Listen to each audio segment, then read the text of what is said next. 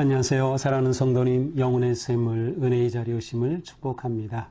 소망의 주님이 우리와 함께 하십니다. 우리와 함께 하시는 주님을 찬양합니다. 기도합시다. 사랑과 은혜의 하나님, 감사합니다. 지나온 시간들을 돌아보면 모든 것이 주님의 은혜였음을 고백합니다. 또한 앞으로 살아갈 저희들의 삶도 오직 주님의 은혜 안에서만 복되고 의미 있고 아름다운 삶일 것을 바라봅니다. 오늘도 주님의 말씀을 사모하며 주님의 말씀을 기다리오니 이 시간 성령님 저희의 마음을 열어주시고 저희 눈을 열어주시고 귀를 열어주시고 저희들의 생각을 새롭게 하여 주셔서 주님 주시는 말씀 잘 깨닫게 하시고 또한 주시는 말씀을 생명의 양식으로 삼아서 말씀대로 살아 승리하는 우리가 되게 하여 주시옵소서. 예수님 이름으로 기도합니다. 아멘. 오늘 말씀은 열왕기하 8장 16절에서 29절입니다. 이스라엘의 왕 아합의 아들 요람 제5년에 여호사밧이 유다의 왕이 되었을 때에 유다의 왕 여호사밧의 아들 여호람이 왕이 되니라. 여호람이 왕이 될 때에 나이가 32세라 예루살렘에서 8년 동안 통치하니라. 그가 이스라엘 왕들의 길을 가서 아합의 집과 같이 하였으니 이는 아합의 딸이 그의 아내가 되었습니다. 그가 여호와 보시기에 악을 행하였으나 여호와께서 그의 종 다윗을 위하여 유다 멸하기를 즐겨하지 아니하셨으니 이는 그와 그의 자손에게 항상 등불을 주겠다고 말씀하셨음이더라. 여호람 때에 에돔이 유다의 손에서 배반하여 자기 위에 왕을 세운 거로 여호람이 모든 병거를 거느리고 사일로 갔더니 밤에 일어나 자기를 이어선 에돔 사람과 그 병거의 장관들을 치니 이에 백성이 도망하여 각각 그들의 장막들로 돌아갔더라. 이와 같이 에돔이 유다의 수하에서 배반하였더니 오늘까지 그러하였으며 그때에 림나도 배반하였더라.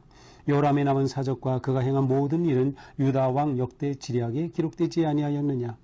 여호람이 그의 조상들과 함께 자매 그의 조상들과 함께 다윗성에 장사되고 그의 아들 아하시아가 대신하여 왕이 되니라. 이스라엘의 왕 아합의 아들 요람 제12년에 유다 왕 여호람의 아들 아하시아가 왕이 되니 아하시아가 왕이 될 때에 나이 22세라. 예루살렘에서 1년을 통치하니라. 그의 어머니의 이름은 아달랴라. 이스라엘 왕 오므리의 손녀이더라.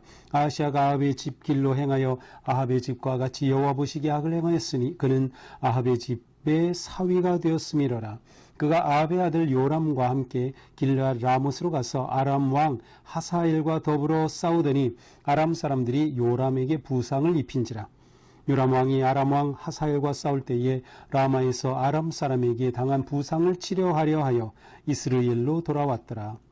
유다의 왕 요람의 아들 아하시아가 아합의 아들 요람을 보기 위하여 내려갔으니 이는 그에게 병이 생겼음이었더라. 아멘. 자, 지금 이스라엘과 유다 두 나라의 역사적인 그러한 사건들을 쭉 보고 있는데요. 이제 오늘 본문은 이제 유다 왕에 관한 이야기입니다. 이제 앞에서는 이스라엘 중심으로 그리고 특별히 그 엘리사의 핵심적인 그러한 사역과 또 기적의 말씀들을 쭉 봤고요. 이제 오늘은 유다의 이야기를 봐요. 그러니까 유다와 이스라엘이 역사가 쭉 같이 흐르죠. 그래서 그 거의 비슷한 시기의 왕들이 겹치죠. 그래서 지금 열왕기하에서도 역시 이스라엘과 유다의 왕들이 서로 이렇게 순서대로 서로 겹치는 그 시대를 따라서 지금 진행되고 있습니다.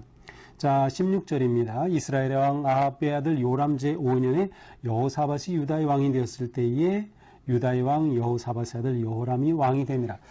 자, 유다의 여호람이 이제 제5대 왕으로 올랐다는 이야기입니다. 그런데 좀 이것을 복잡하게 설명하죠. 이때는 이스라엘로 볼 때는 아합의 아들 요람 제5년이었고요. 이때 유다에서 여호람이 왕이 되었으니까 요람도 앞에서는 여호람으로 불렸어요. 그래서 같은 이름의 사람인 셈인데 이제 북이스라엘의 여호람은 이제 오늘 본문에서는 요람으로 또 이제 이렇게 나오겠습니다. 자, 그런데 이 유다의 여호람의 아버지는 여호사밧이었다 이렇게 돼 있어요. 자, 이 여호사밧이 굳이 여기 또 이렇게 등장하는 이유는 그 다음에 나오는 이야기들 때문입니다. 자, 이렇게 여호람이 왕이 될 때 나이는 32세였어요. 그리고 8년간 통치했으니까 40세까지 통치하였습니다. 자, 이러한 여호람에 대한 평가는 무엇이죠? 18절에 보니까 이스라엘 왕들의 길을 가서 아합의 집과 같이 하였다. 이스라엘, 이것은 북이스라엘 말하는 겁니다. 유다 왕인데, 여호람은 유다 왕인데 북이스라엘의 왕들의 길을 갔다는 거예요. 북이스라엘의 왕들은 100% 전부 다 20명 전부 다 악한 왕입니다. 그들은 다 악한 길로 갔어요. 이스라엘의 왕의 길, 때로는 여로보암의 길로 표현이 되는 이것은 전부 악하다고 하는 그러한 평가를 받는 사람들입니다. 그러니 여호람은 하나님 앞에 악한 왕인 것이에요. 왜냐하면 이스라엘의 왕들의 길을 따라갔어요. 이스라엘의 왕들의 길을 따라간 핵심은 하나님을 버리고 우상을 숭배한 것이에요. 자, 그 다음에 아합의 집과 같이 됐어요. 아합은 이스라엘의 왕들 중에서도 가장 악랄하고 정말 독한 그러한 왕이 바로 아합이에요. 그런데 아합의 집과 같이 되었다. 아합 가문과 같이 되었다는 거예요. 여호람이 유다의 왕인데 어떻게 이렇게 이스라엘의 최악의 왕의 가문을 담고 그 북이스라엘의 왕들을 담단 말입니까? 이것도 역시 우상 숭배를 말하는 것이죠. 하나님의 선지자들을 완전히 개무시하고 자기 욕망에 따라 하나님을 무시하고 우상 숭배에 빠졌던 아합의 길. 자, 왜 그런가 하면 이는 아합의 딸이 그의 아내가 되었습니다. 여호람은 유다 왕인데 북이스라엘의 아합, 최악의 아합의 딸과 결혼했어요. 이 아합의 아내 이름은 아달랴입니다. 아달랴. 여기에는 나오지 않죠. 근데 아달랴예요. 자, 여호와 보시기에 악을 행하였습니다. 자, 이렇게 여호와 보시기에 악을 행하였으니 하나님께서는 이 여호람과 유다를 심판하셔야 되겠죠. 그런데 19절에 보니까 유다 멸하기를 즐겨 아니하시네. 하나님께서 유다 멸망시키는 것을 이렇게 좋아하지 않으셨어요. 그것은 유다가 특별히 이뻐서가 아니라 다윗과 한 약속 때문이었어요. 내가 이 다윗의 위가 계속되게 하겠다.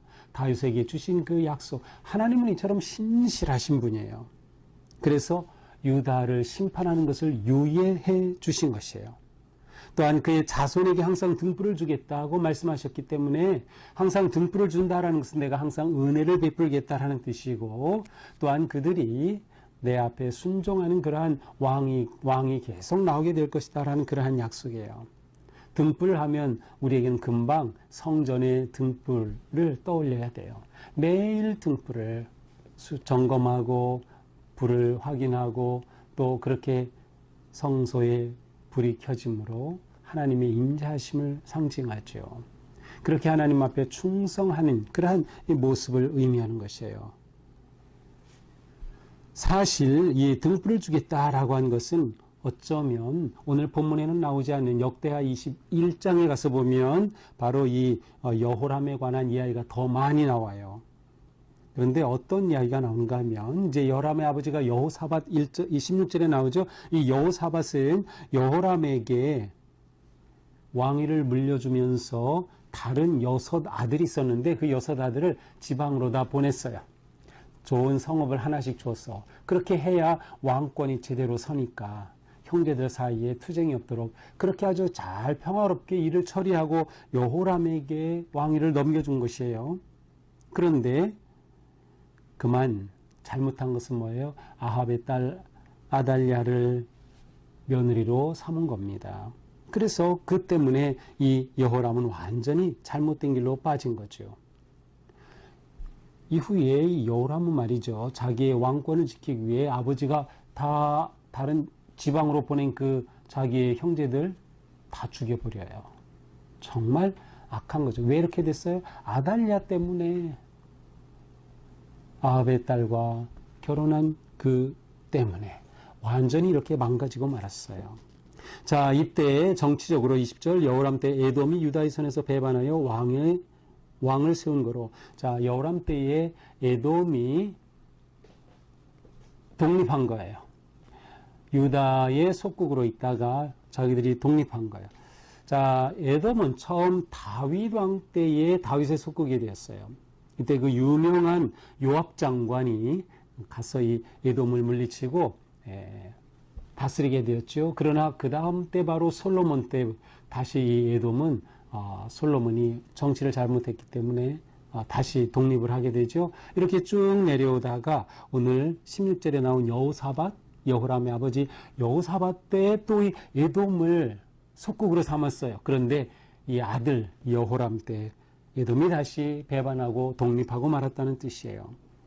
21절은 이때 상황을 설명하는 거죠. 여호람이 모든 병거를 거느리고, 자, 에돔이 이렇게 독립하겠다고 하니까 여호람이 군사들을 데리고 쳐 들어갔어요. 그런데 어떻게 됐습니까? 사일이라고 하는 곳에 갔는데 오히려 여호람이 수세에 몰리게 돼요. 그래서 수세에 몰린 여호람이 자기의 병사들과 함께 자기를 에워싼 에돔의 군대를 뚫고 포위망을 뚫고 나오는 겁니다. 그렇게 해서 겨우 살아난 거죠. 그리고 이때 여호람과 함께했던 병사들은 다 흩어지고 말았어요. 21절이 원래 이런 내용인데 그냥 우리가 읽어보면 이게 거꾸로 이해되기가 쉬워요. 그래서 장관을 치니 백성이 도망하여 그래서 마치 여호람이 이긴 것 같은 오해를 하기 쉬운 구절이에요. 그래서 21절은 여호람이 이긴 게 아니고 포위되었다가 겨우 뚫고 나왔고 여호람의 군대는 흩어졌다라는 뜻입니다. 자, 이렇게 하여서 결국 에돔이 유다로부터 독립하게 된 것이죠. 자, 근데 22절에 보니까 이때 림나도 배반했다. 림나도 유다의 지배를 벗어났다는 것이에요. 자, 림나는 원래 초기에는 왕이 있는 그러한 일종의 작은 그런 도시국가였는데 이 당시에는 어떤 왕이 있기보다는 아주 강력한 하나의 성읍이었던 것 같습니다. 여호수아 때 보면 이 림나라고 하는 것은 이제 제사장이 거하는 성읍으로 이렇게 만들었던 기록이 나오는데 바로 이 림나도 배반을 한 것이죠. 이렇게 하여 결국 여호람의 통치, 8년간의 통치는 악한 왕, 북이스라엘의 거짓된 그리고 아합의 잘못된 우상숭배의 길을 따른 왕, 그리고 심지어 북토조차 외교에 있어서도 실패한 왕, 에돔도 독립하고 바로 림나도 독립한 그러한 왕으로 나오는 것이죠. 자, 이렇게 여호람 뒤를 이어서 24절에 보니까 아하시아가 이제 왕이 됐습니다. 아하시아가 6대 왕이 된 것이죠. 이 아하시아는 여호아하스라고도 불리는 그런 왕입니다. 25절 이렇게 하여 아합의 아들 요람 제12년에 유다 왕 여호람의 아들 아하시아가 왕이 되니. 자, 지금 이스라엘은 여전히 요람이 다스리고 있네요. 그리고 유다는 지금 여호람 다음 아하시아가 왕이 됐습니다. 아하시아는 왕이 될 때 22세였습니다. 그런데 1년 통치하고 말았어요. 26절에 보니까 그의 어머니 이름은 아달랴. 앞에서 말씀드렸죠. 바로 이 여호람의 아내 아달랴, 바로 아하시아의 어머니입니다. 아하시아가 이 어머니 영향을 받아서 아합의 길로, 아합 집 길로 행하였어요. 그렇게 우상을 숭배하고 하나님을 버렸어요. 아합의 집과 같이 여호와 보시기에 악을 행하였어요. 그는 아합 집의 사위가 되었습니다. 근데 정확히 말하면 사위는 아니죠. 자기 아버지가 아합의 사위였으니까. 자기는 아하시아는 이제 아합의 외손자인 셈이죠. 그러나 여기서 사위라고 하는 것을 우리말 사위보다는 그의 그 혈연 관계를 표현하는 것으로 보면 될 것 같습니다. 자, 이때 아합의 아들 요람과 함께 이 아하시아가 연합해서 아람 왕 하사엘과 싸우게 되었습니다. 하사엘 들어봤죠? 어제 보면 그렇죠. 엘리사가 얼굴을 빤히 쳐다보다 눈물을 흘렸던 바로 그 사람, 바로 이 하사엘이에요. 하사엘이 바로 왕을 질식사시키고 자기가 왕이 됐죠. 바로 이 하사엘과 전쟁하게 된 것입니다. 근데 이때 요람이 부상을 입었어요. 요람이 부상을 입었으니 치료해야죠. 그래서 이스르엘이라고 하는 곳으로 돌아와서 치료를 받게 되는데, 그때 바로 유다의 아시아 왕이 이 치료받는 그러한 요람을 보기 위해서 문병하러 갔다라고 하는 것으로 이제 오늘 이야기가 끝납니다. 자, 오늘 말씀을 보면서 우리는 누구와 손을 잡느냐가 정말 중요하다는 것을 알 수 있어요. 오늘 본문에서 정말 문제는 무엇이었어요? 유다가, 하나님의 택한 다윗 왕국 유다가 왜 이스라엘의 거짓되고 악한 왕과 손을 잡은 거죠? 이것은 그야말로 실패였어요. 더군다나 아합의 딸이었던 아달랴와 손을 잡은 것이죠. 그러니까 우리는 살아가면서 또 신앙생활할 때 가까이 할 사람을 잘 분별하셔야 됩니다. 가까이 할 사람. 물론 우리는 말씀에 따라서 모든 사람 다 선하게 대해야 하고요. 모든 사람 다 사랑해야 합니다. 인간 차별하면 안 됩니다. 하지만 우리가 가까이 사귈 사람, 가까이 믿음의 교제를 할 사람은 우리가 지혜롭게 분별하고 선별할 수 있어야 됩니다. 이것은 너무나도 중요한 거예요. 우리 인생의 행복과 불행을 결정하는 아주 중요한 일이 될 수 있기 때문입니다. 단지 우리가 좋은 마음 가지고 아무하고나 친하게 지내는 것은 옳은 이야기가 아닙니다. 아무하고나 깊이 교제할 수는 없는 것이에요. 아무하고나 사귈 수는 없는 것이에요. 그렇게 사귀다가 이단에 넘어가고 사이비 종교에 빠지는 사람들이 얼마나 많은지 몰라요. 우리는 가까이 한 사람 선별해야 된다. 사실 우리 교회에 있는 성도님들은 저는 다 좋은 분들이거든요. 그러니까 다른 데서 찾지 말고 교회 안에서 나하고 함께 믿음 생활할, 또 함께 이야기를 할 그러한 분을 만나고 찾는 것이 얼마나 좋은지 몰라요. 속회가 그래서 있는 거죠.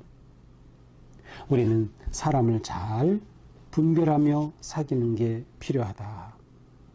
사이 좋은 게 다 좋은 것은 아닌 것이죠. 때로는 멀리할 사람도 있는 것입니다.